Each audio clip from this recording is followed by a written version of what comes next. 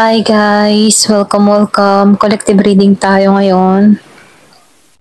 Tingnan natin kung ano yung current energy ng person mo.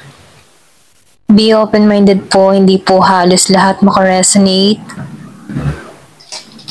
Thank you nga po pala sa mga nagsusubscribe at sa mga bumabalik. Maraming pong salamat. Give me the message for collective. Ano yung energy ng person mo?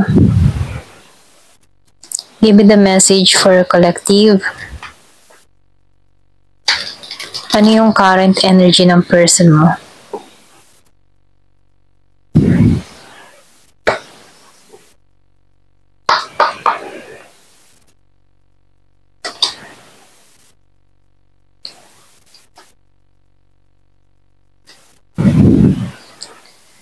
So, ito yung feelings niya ngayon, ano? Meron ditong tao kang na nagiging logic sa sitwasyon. So, nafe-feel ko dito na meron kang tao dito na nag-iisip, nagigitong matalino sa kanyang pagpapasya dito. Meron ako nakikitang movement or pwede ring meron tong isasagawa sa'yo. Meron ako nakikitang mensahe. Yung iba sa inyo, meron ka ditong tao na magme-message sa'yo. So, nakikitaan ko rin dito, yung iba sa inyo, may nagtutulak dito na tumungo sa'yo.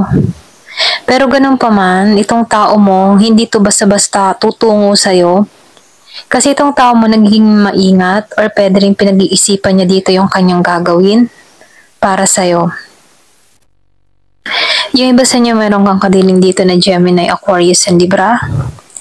Meron ding Aries, Leo, Sagittarius. Nakikita ko rin dito yung iba sa inyo, meron kang mababalitaan sa taong ito. Or pwede rin meron kang masagap na balita or kung ano yung kaganapan nangyayari sa tao na to. Yung iba sa inyo, nakikitaan ko dito, may mensahe. Merong makikipag-usap. Or merong mga ngamusta sa'yo, okay?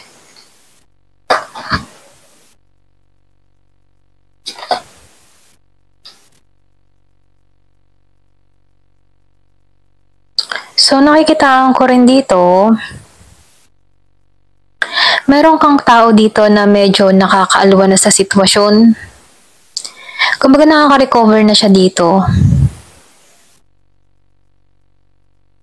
So, yung iba naman sa inyo, meron ka ditong tao na wala nang pakialam din sa'yo. Yung iba ha, kasi nakikitaan ko dito, kung ikaw yung may atraso sa tao mo, nakikitaan ko dito na nakahinga na to ng maluwag, wala na siyang pakialam din sa'yo.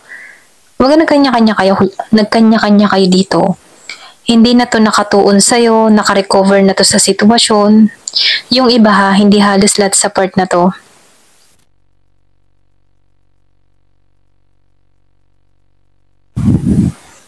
So, nakikitaan ko rin dito, itong tao mo nakaka-recover na. Nakaka-recover na siya sa'yo. Pwede rin sabihin hindi mo na rin to pinapansin kaya nakaka-recover na to.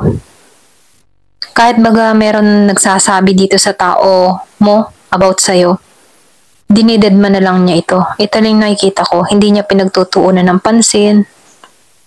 Yung iba sa inyo, nakikitaan ko dito na naka-recover na or pwede rin energy mo tong nababasa natin dito. Naka-recover ka na dito. Wala ka nang pakialam sa tao mo. Kumbaga nakatungo ka lang sa sarili mo, okay?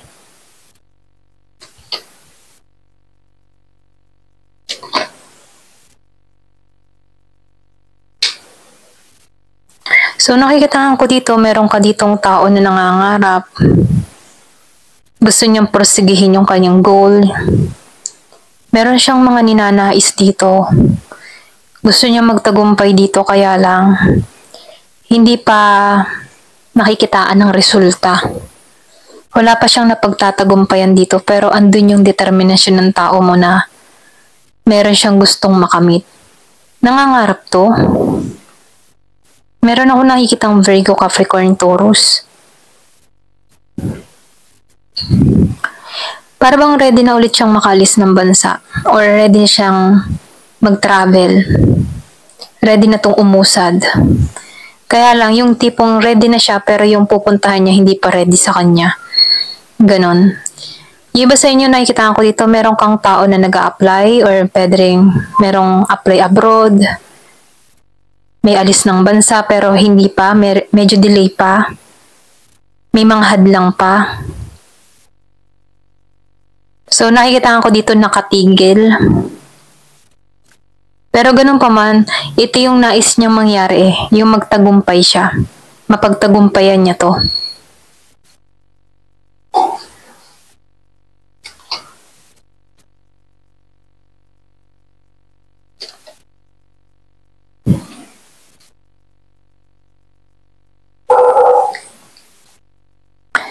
Nakikitaan ko dito, kung ikaw ay nagmamatigas dito sa tao mo, ganun din to, yung iba ha, especially kay Taurus. Para ba kayong pareho nagmamatigasan? Pareho kayong malabo na sa bawat isa? Pareho kayong nagpapataasan ng ego? So nakikitaan ko dito, pareho kayong nagbago, ganun.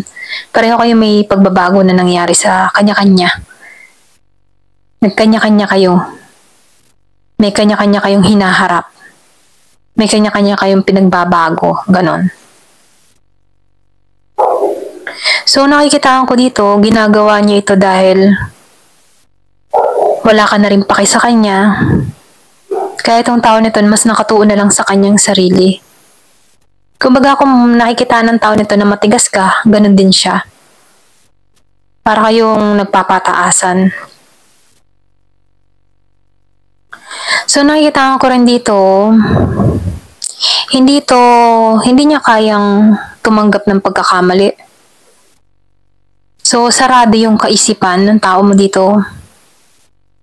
Ikaw, kung halimbawa, ito yung may atraso sa'yo, at ikaw yung walang atraso dito, normal lang na may maramdaman ka or normal lang na magmatigas ka.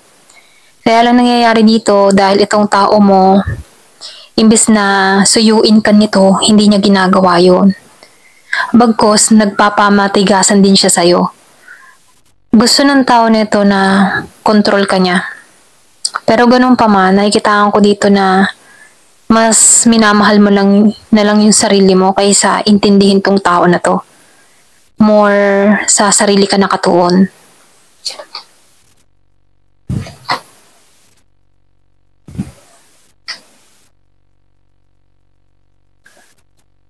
So nakikitaan ko dito,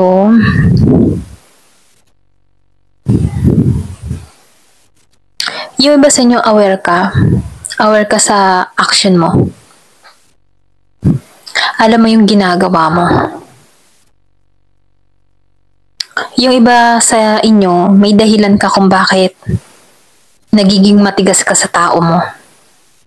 Nagiging ka lang matalino sa pagpapasya mo. Or pwede rin mayroon ka lang ginagawang pagbabago sa sarili mo. Yung iba sa inyo, ginawa ka ng tao na to na option. Pero ganun pa man, nagmatigas ka dito na tinatatak mo sa kaisipan mo na hindi ka pang option, okay?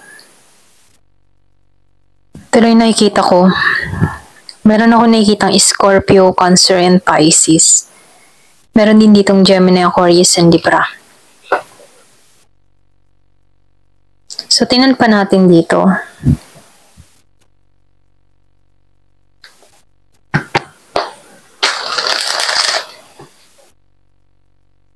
Tanong natin, may pagkakasundo pa bang mangyayari sa inyo? Give me the message. Magkakasundo pa ba kayo dito? So, piliin niyo yung energy niyo ha, kung ano man yung lumabas dito.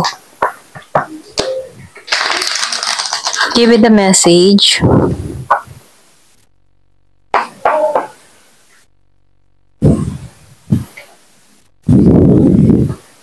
May pag-asa pa bang magkaayos or magkabalikan kayo dito? Lumabas agad ang Ten of Cups reverse. So, sinabayan ng Nine of Wands upright. And the Hermit. Nakikitaan ko dito yung iba sa inyo, especially kay Virgo. Meron ding Scorpio, Cancer, and Pisces. Meron ding Aries, Leo, Sagittarius. Yung iba sa inyo, final decision ka na, ayaw mo na. Well, hindi ka na masaya. Masyado nang mabigat. Dumating to sa punto na nagkaroon ka ng realization, nagkaroon ka ng pagkagising. Naramdaman mo to lalo na nung nag-iisa ka. Doon mo na pagtanto na kailangan ng mag-moving forward, kailangan ng magbago. Ayaw mo na magpa-stuck sa sitwasyon dahil sa tao na to. Kumbaga natauhan ka lang dito. Kasi nakikitaan ko dito na nagiging ka lang matalino sa pagpapasya mo. Ayaw mo nang mag-sacrifice, ayaw mo nang mabigat na pasanin, ayaw mo na ng responsibilidad. Ganun yung energy mo.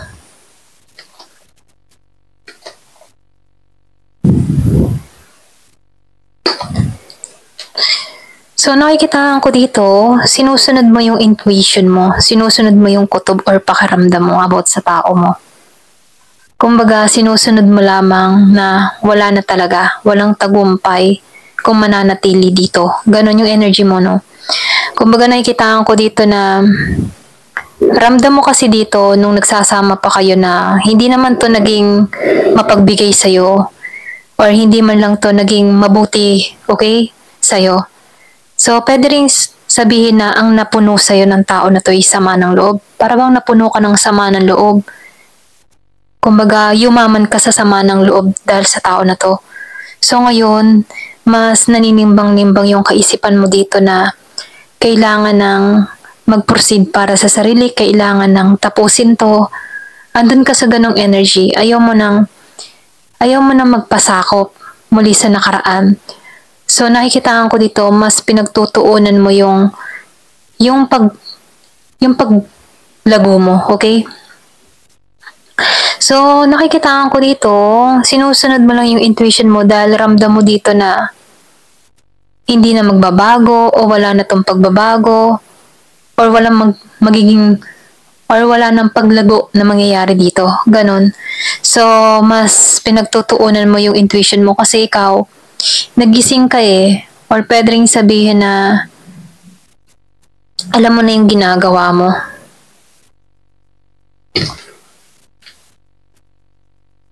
So, nakikitaan ko dito, no? Ayaw mo na talaga sa tao mo kasi ramdam mo sa tao mo na marami tong kausap, marami tong ka-fling-fling, marami tong choices, marami tong pinagpipilian. Pwede rin sabihin, ramdam mo sa sarili mo na marami tong ka-chat, marami tong kalandian, ganun. Kaya ayaw mo na talaga ng new beginning sa tao na to. Ganun yung energy mo. So, tingnan natin dito yung true feelings. Okay, yung nararamdaman. Ano yung nararamdaman mo para sa tao na to?